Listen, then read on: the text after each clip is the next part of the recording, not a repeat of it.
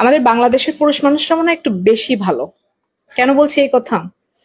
এক জরিপে দেখা গেছে বাংলাদেশের প্রায় 70% নারীরা ঘরে বসে খাবার খেতে পারে, কিন্তু দেশের বাইরে যান, যার যার খাবার তাকে তাকে সংগ্রহ করতে হবে। বাংলাদেশের পুরুষ মানুষ একটু বেশি ভালো, এই কথার আরো অনেক যুক্তি আছে।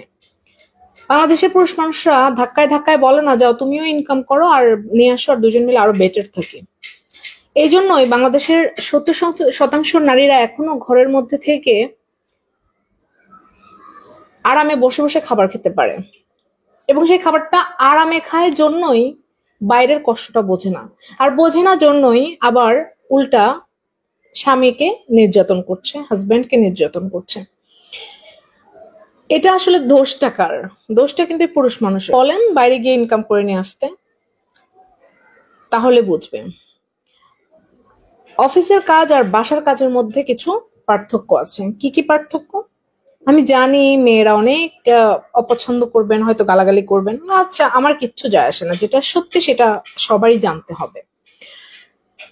বাসার কাজ আপনি চাইলে 1 ঘন্টা পরে ঘর মুছতে পারবেন, আপনি চাইলে 1 ঘন্টা পরে থালাবাটি ধুতে পারবেন, আপনার ইচ্ছা হলে আপনি রাতে রান্না করতে পারবেন।